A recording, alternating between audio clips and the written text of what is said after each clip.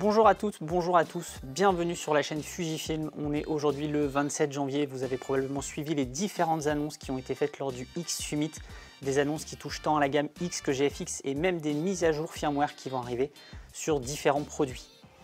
On va parler pour commencer des nouvelles optiques XF et on va démarrer tout de suite avec le nouveau 27 mm.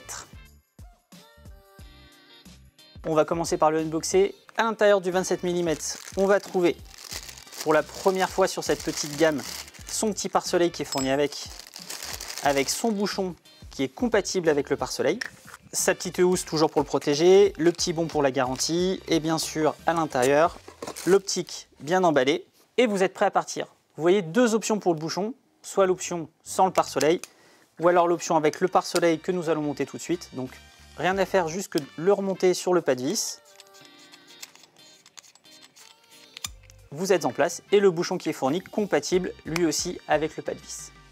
Au niveau des différences, vous voyez qu'on a changé le nom, on est maintenant RWR. WR tout simplement parce qu'il est désormais weather resistant, donc avec son petit joint d'étanchéité parfaitement compatible avec tous les derniers boîtiers Fujifilm pour assurer l'étanchéité complète de votre boîtier.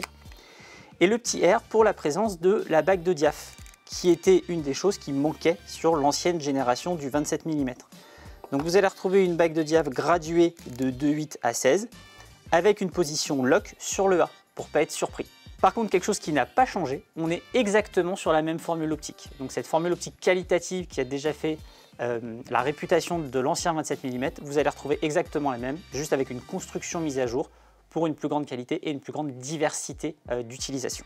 Le 27 mm, il est un tout petit peu plus lourd, on est passé de 78 à 84 grammes et sinon il n'y a rien qui change. Donc vous allez toujours rester sur un combo très léger.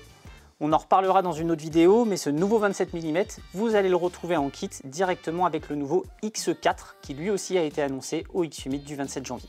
C'était tout pour le 27 mm et on va passer au 70-300.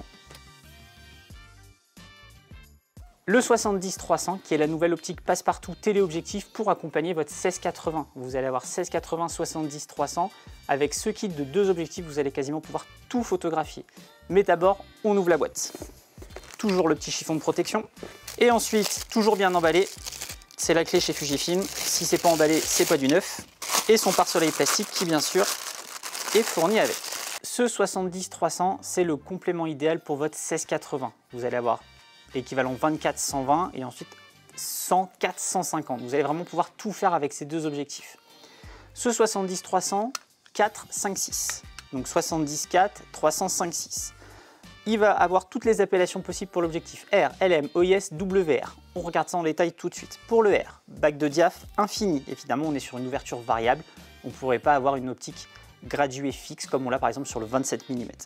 LM pour les moteurs linéaires, des moteurs silencieux qui sont adaptés à la vidéo et qui vont permettre d'avoir un autofocus rapide.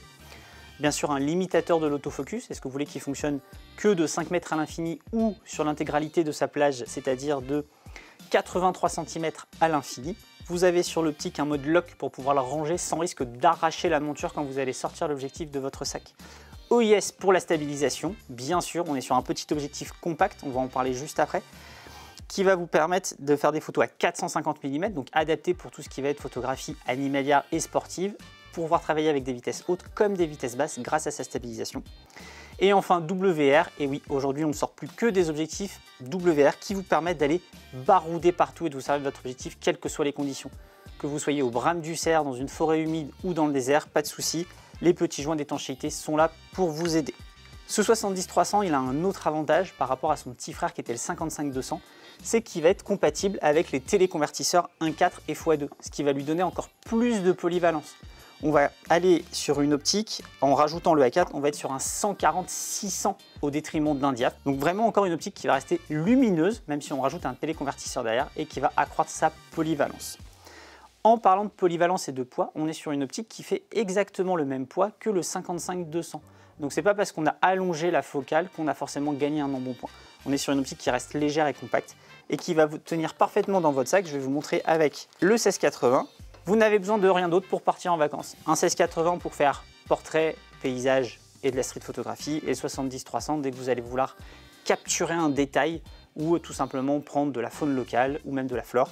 n'hésitez pas à utiliser 70-300. Ces deux objectifs que je viens de vous présenter, le XF27 f2.8 RWR et le 70-300 4.5.6 RLM OIS WR seront disponibles dès la fin mars chez votre revendeur préféré. N'hésitez pas à vous rapprocher de lui pour discuter du prix et surtout pour l'essayer.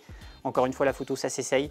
Venez comparer par rapport à ce que vous avez déjà dans votre sac photographique et laissez-vous surprendre. Je vous dis à bientôt pour une nouvelle vidéo.